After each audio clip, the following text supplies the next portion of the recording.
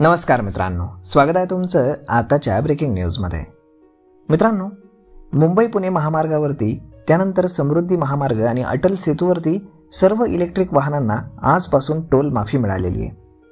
15 ऑगस्टपासून याची अंमलबजावणी चालू झालेली आहे आणि आता इलेक्ट्रिक गाड्यांचा प्रवास हा सुसाट होणार आहे।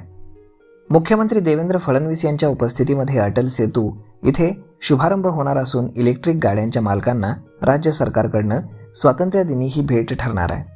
मात्र या निर्णयामुळे सरकारच्या तिजोरीवरती वर्षाला 200 कोटींचा भार पडणार आहे।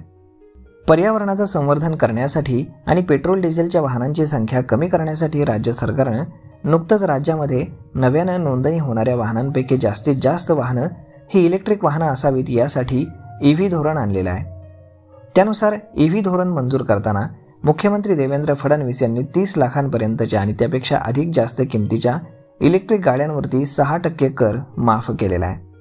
त्याचबरोबर दुचाकी, त्यानंतर 3 चाकी आणि 4 चाकी, यानंतर राज्य परिवहन उपक्रमाच्या बसेस तसेच खाजगी, राज्य आणि सरकारी परिवहन उपक्रमातील बसेस यांना मूळ किमतीच्या 10%, तर इलेक्ट्रिक 3 चाकी, मालवाहू 4 चाकी आणि हलकी वाहनं यांना 15% मूळ किमतीमध्ये सवलत देण्याचं ठरवलेलं आहे।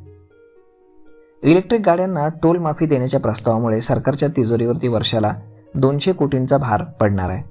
मात्र पर्यावरणपूरक गाड्यांचा जास्तीत जास्त वापर वाढावा यासाठी टोलचा भार हा परिवहन विभागाला पेलवावा लागणार आहे। त्यामुळे परिवहन विभागाने 5 वर्षांसाठी सुमारे 12,500 कोटी रुपयांची तरतूद करून ठेवलेली आहे।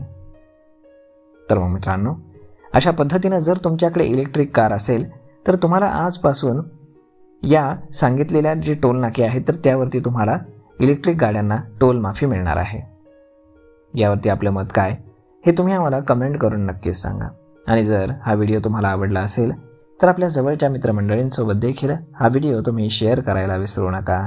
धन्यवाद।